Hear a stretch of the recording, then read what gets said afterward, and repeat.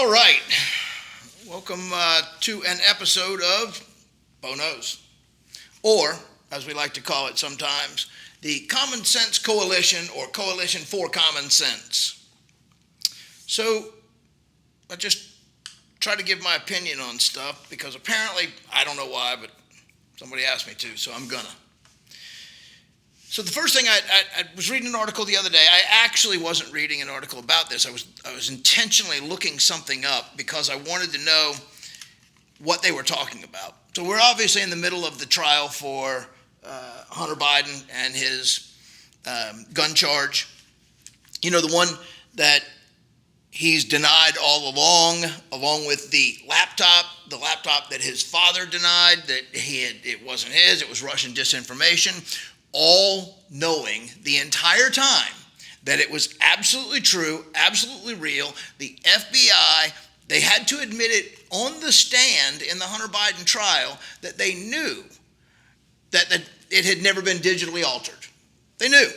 And yet they continued with that message until they had no choice but to either commit perjury and lie under oath or tell the truth.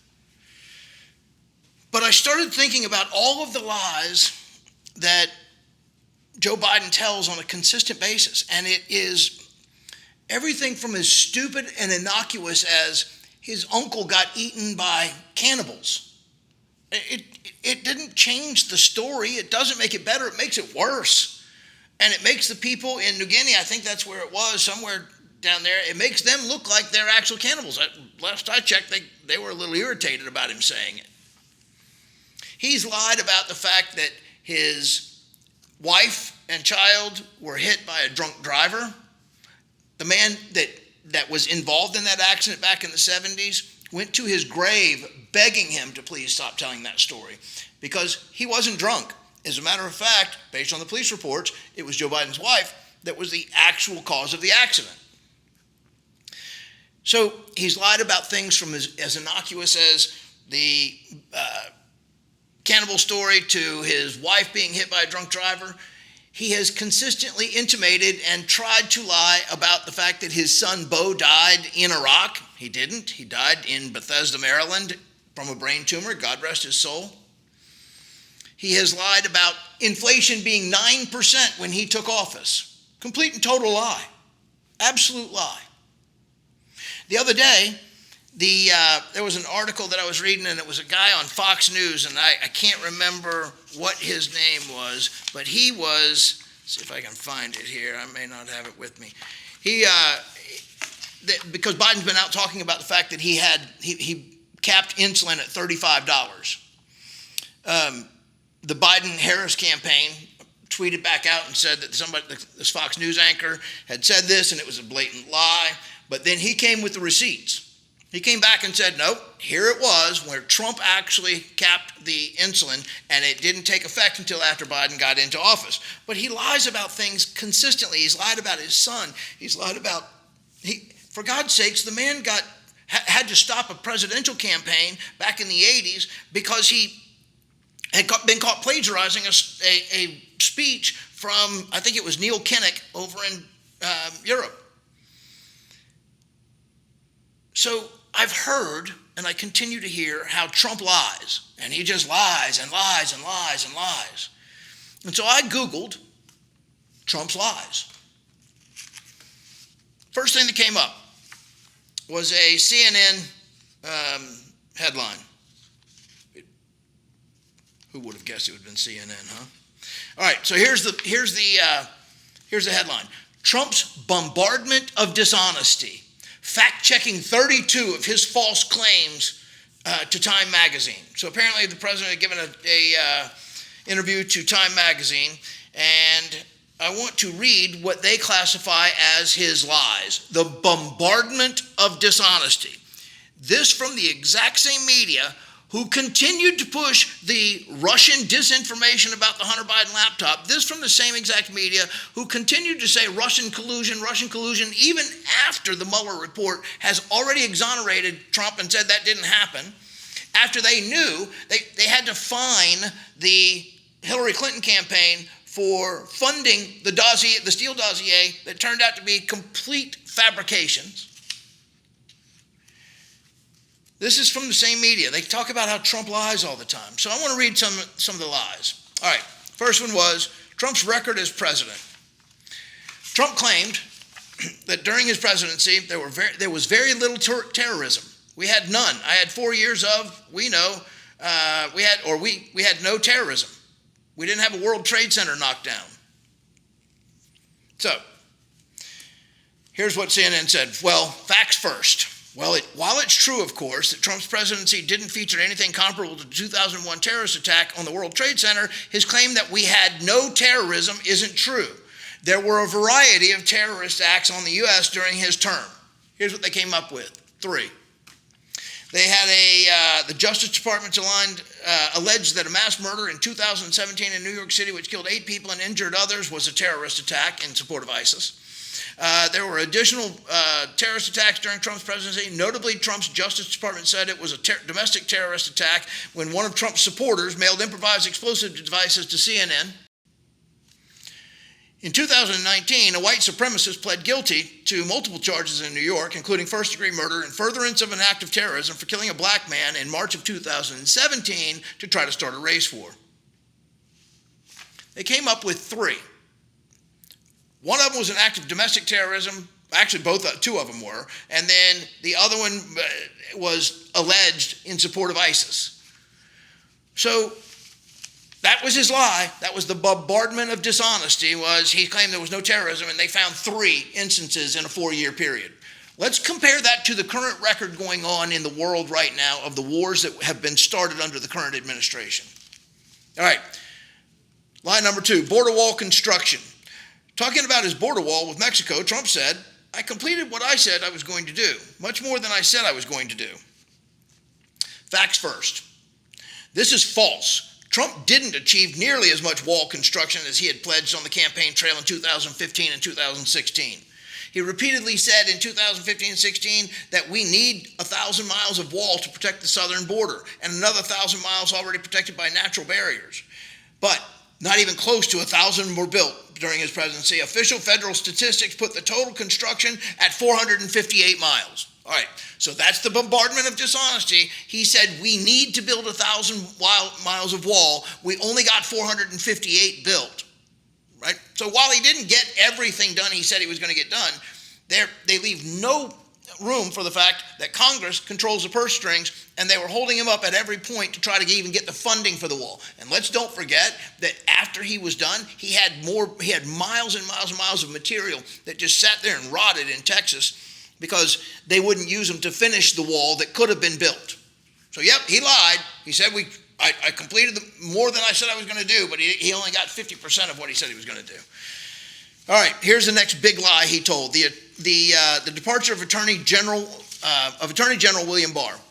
Asked why voters should trust him with a second term when many of the people who worked closely with him during his first term now say he doesn't deserve another term, Trump said, well, they don't because I didn't like them. Some of those people I fired. Bill Barr. I fired Bill Barr. I didn't want him. Here's what CNN said.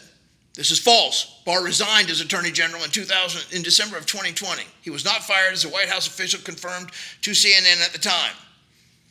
Trump had been frustrated with Barr over Barr's public rejection of his lies about mass election fraud and had been seriously considering firing Barr the same month, but Trump did not do so. Now, anybody ever had an occasion where maybe, hey, I'm getting ready to fire you. We can call it and say you quit, but either way, we're parting company. But CNN just calls it a blatant lie. That's his dishonesty, is that he said I fired Bill Barr. Nobody at CNN knows what the conversation was between Bill Barr and Donald Trump, and I guarantee you, because I am a boss and I've had to fire people, and there have been times when I'm like, look, I don't want it to look bad for you, but you got to go. So either you can resign or I'm going to fire you. But if you want to go tell your wife you quit, I'm good with that. But either way, you're not going to be here anymore.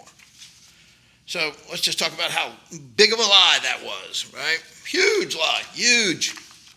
All right, here's the other lie. The U.S. financial arrangement with South Korea. Trump claimed that he got South Korea to pay the U.S. billions of dollars for its military presence there. But now, probably now that I'm gone, they're paying very little, he continued. I don't know if you I don't know if you know that they renegotiated the deal I made, and they're paying very little. But they paid us billions, many billions of dollars for having troops over there. From what I'm hearing, they were able to renegotiate the Biden administration and bring that number way, way down to what it was before, which was almost nothing. Here's what CNN said. Trump made two false claims here. First, it's not even close to true that the Biden administration permitted South Korea to pay almost nothing for the U.S. military presence there. In fact, as Time noted in its own fact check, South Korea agreed under President Biden to pay more than it had been paying during the Trump era. Completing negotiations, here's what they failed to tell. The next line. Completing negotiations that began under Trump, South Korea agreed to, in March 2021, to a 2021 payment increase of 13.9%. So you're going to give the credit to Joe Biden because they paid more during the Biden, but the negotiations started under the Trump regime. He started making them pay more. How is that a lie? So, a payment increase of 13.9%, meaning its payment that year would be about $1 billion. And then additional increases in 2022 through 2025 tied to increases in South Korea's defense budget. Sounds like Trump negotiated that to me because they said he did. Second, it's also not true that South Korea paid almost nothing for the U.S. troop presence before Trump came along. South Korea agreed to pay the U.S. about $867 million in 2014 through 2018 and to increase the payments annually based on the rate of inflation. But this is what they're calling a lie. He said they paid very little. They're saying, well, they paid $867 million, which, by the way, in the next line, in the past, South Korea generally paid for 40 to 50% of the total non-personnel costs of maintaining U.S. troops. They're only paying 40 to 50%. That's very little. You could say it's $867 million, which in theory is a lot of money to everybody, unless it's $1.5 billion that you owe me. All right, Trump's popularity in Israel. After boasting about what he did for Israel during his presidency, Trump said, the people of Israel appreciate it. I have like a 98%. I have the highest approval numbers. CNN. Trump does not have a 98% approval rating in Israel. As Tamar Herman, an expert on Israeli public opinion, who is a political science professor and a senior research fellow at the Israeli Democracy Institute, said in an email to CNN this week, let's see, he's very popular. He said he's very popular during his presidency. However, in no serious survey did he hit 98% as the general public was concerned, as far as the general public was concerned. A 2018 poll found that 60% of Jewish Israelis had a favorable view of Trump, and a poll late in the 2020 presidential election found that 70% of Jewish Israelis thought a Trump victory would be best for Israel's interest. Yeah, he lied. Man, lock him up. He said he got a 98% approval. Nobody's ever exaggerated. The fish was this big. Now it's not. It's this big, right? Pardon me for a second. All right. It's a work day. Trying to get this done during the work. So, next. Here's the next big lie. Trump and the law on monument destruction. Trump repeated his familiar claim that he had passed a law or revived an old law to give an automatic 10-year prison sentence to anyone who desecrates a monument. Here's what they said. Facts first. Trump's claims are false. He didn't pass any law about damage to monuments, and he did not impose any automatic 10-year sentence for damaging monuments. In fact, the executive order he issued on the subject in 2020 did not create any mandatory minimum or even require an increase in sentences. Let's go to the rest. Rather, the executive order simply directed the Attorney General to prioritize investigations and prosecutions of monument destruction and declared that it is federal policy to prosecute such cases to the fullest extent of the law permitted, including one that allowed a sentence of up to 10 years in prison for willfully damaging federal property.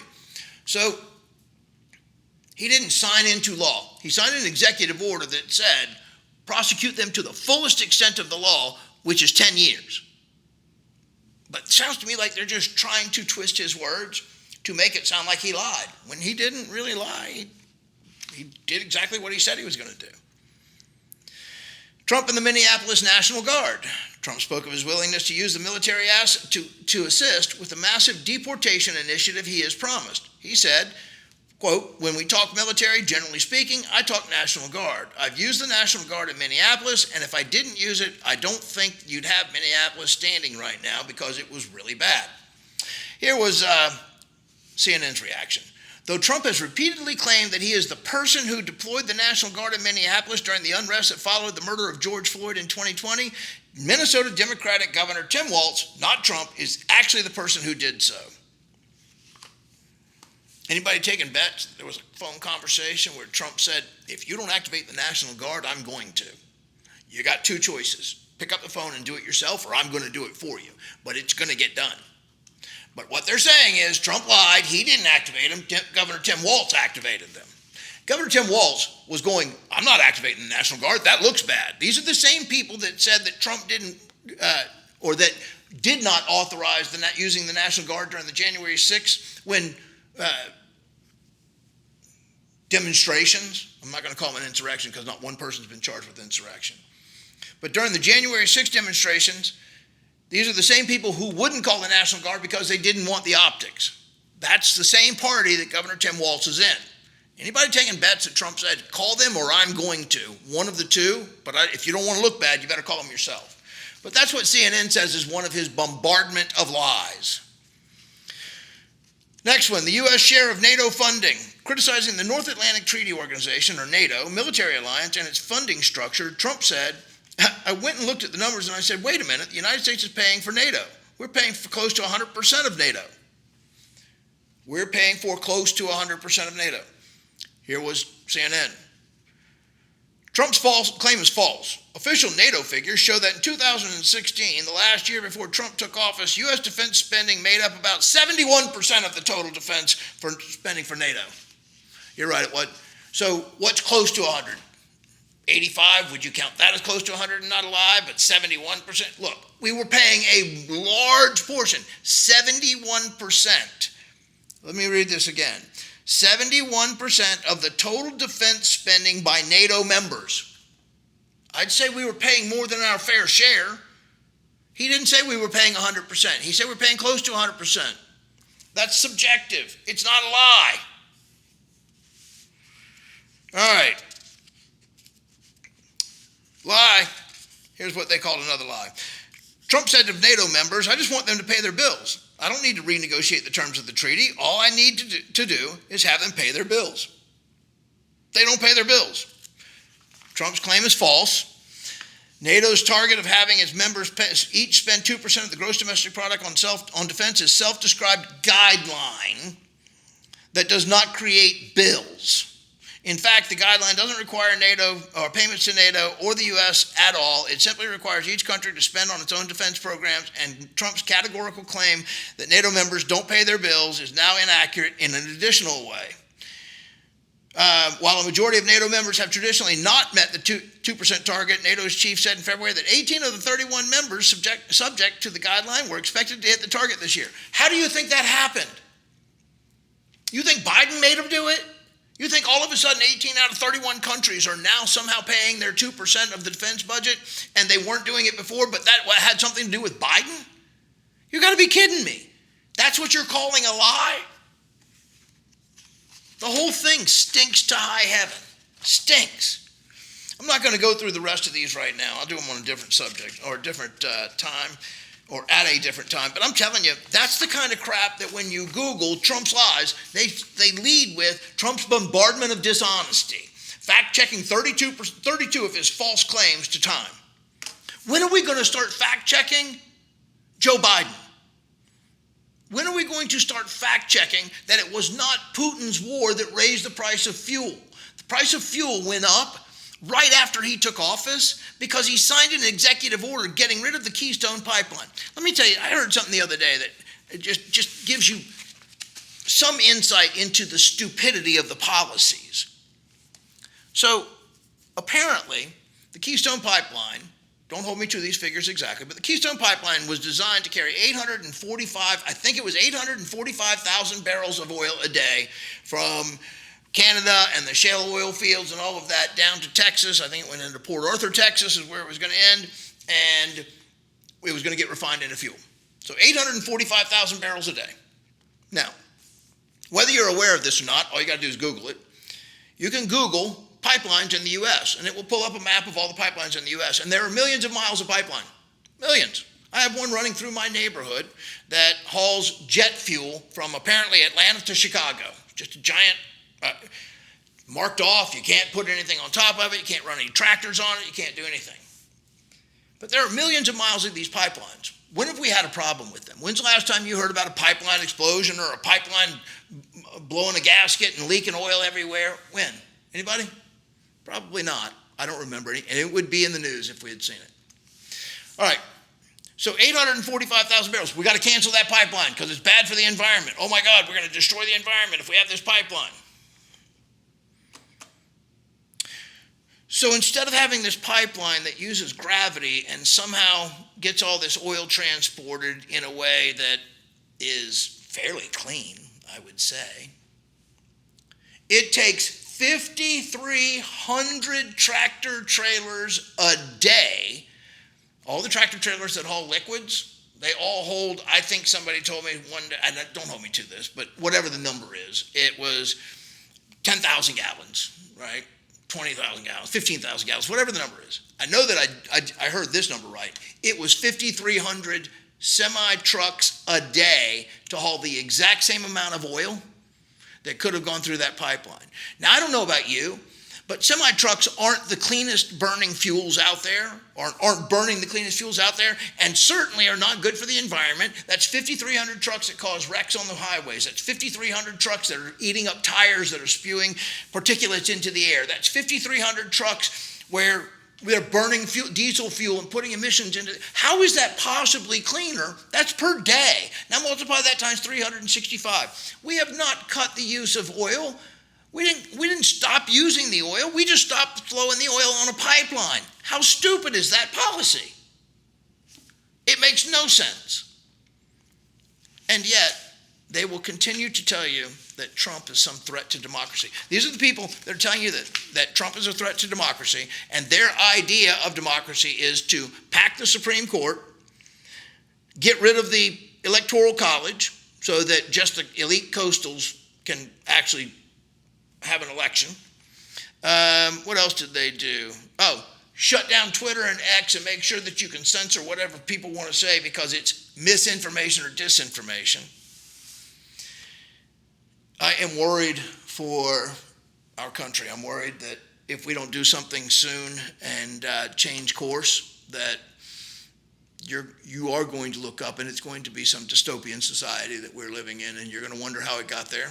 And there are going to be a number of people that are just too stupid to realize that they caused it. But then there's going to be the rest of us that have to live with the ramifications of the stupidity of the other people. That, I don't know. I don't understand it. The media's got to start doing their job. Thank God we have things like this where people can start talking about things, and it's not just the elite media that gets to broadcast. That's why they're so pissed off, and so they're so up in arms that there's so many people out there that can now give their opinions that people want to hear. So that's my opinion for today. If you liked it, great. Hit the like button. If not, tune out. Have a great day.